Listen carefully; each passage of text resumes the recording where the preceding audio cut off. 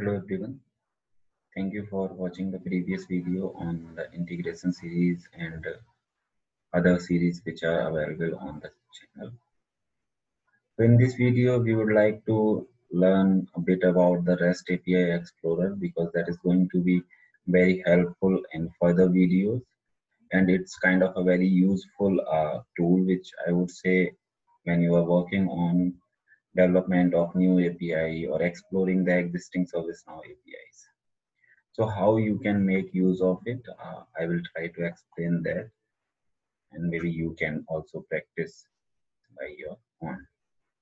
So if you will type here REST API Explorer in Application Navigator filter, under System Web Services REST, you will find the REST API Explorer. If you will click on that, if you will be opening it for the first time, you will be getting a page of like Explore. So you may need to click on that button, as I am exploring it multiple times and this is not first time, so I am not getting that. So I have directly navigated to this page. Now under the Now API namespace, you will find many APIs out of box available for the different purpose which you may use if it fits as per your business case or your requirement. Like here you would be seeing like aggregate API. So if you will put here, like if you will select any API, then here you can also select the versions. And then here it will show you the methods available inside that API, like what all things you can do using this API. So as this API says, like you can get the calculations. Similarly, there is a application service, application server API. You may need to go with these all and see what these APIs are doing. Like if you know you need to do anything with attachment, if you need to like share the attachment between two APIs, so maybe this might be useful for you. So like if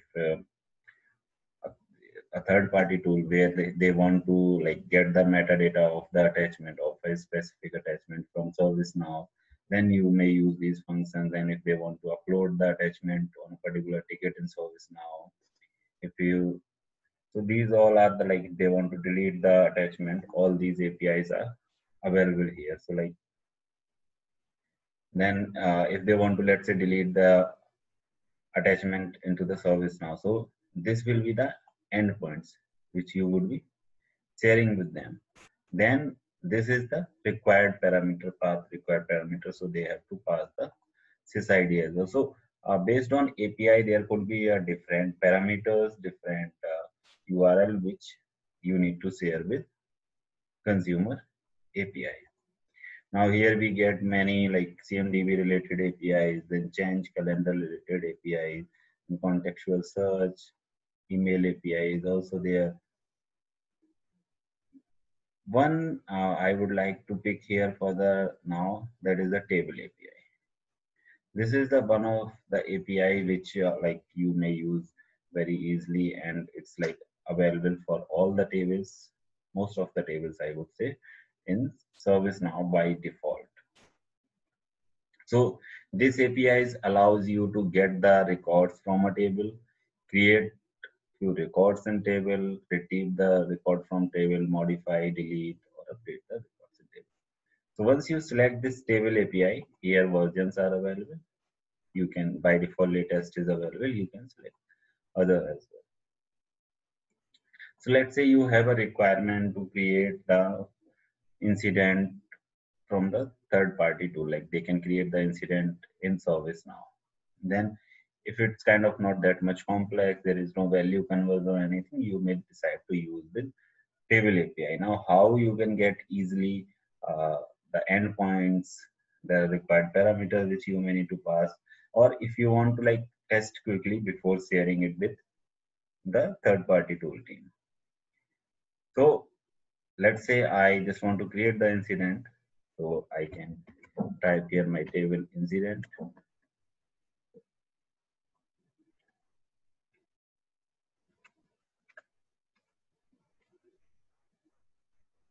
Okay, so you can select the table in which table you want to create the report.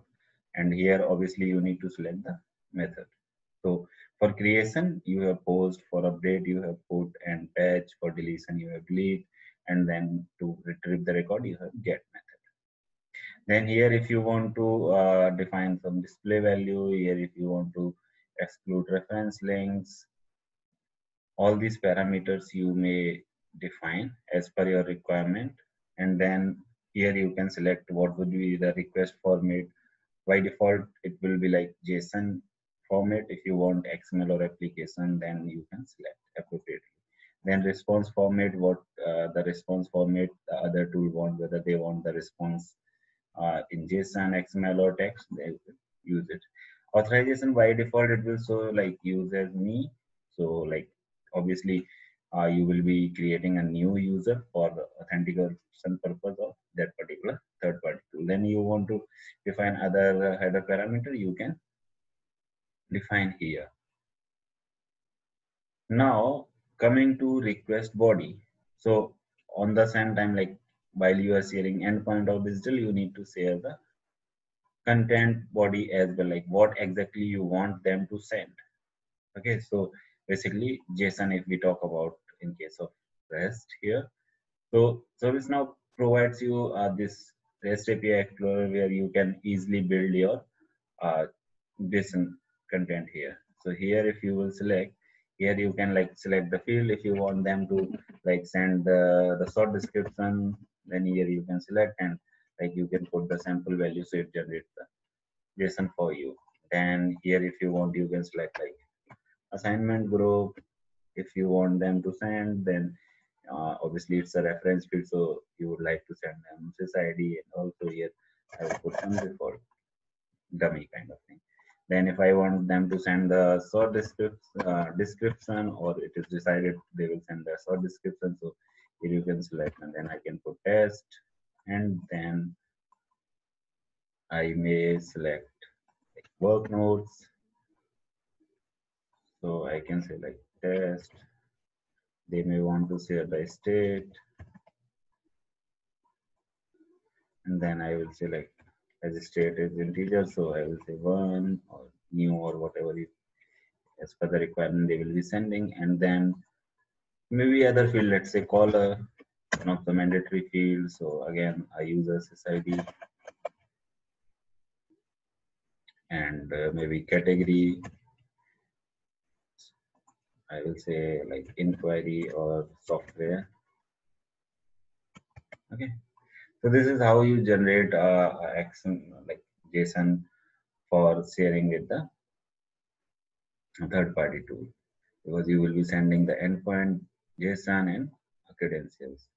So to test it whether this API is going to work or not, so you can just directly click on send, and will give you the response.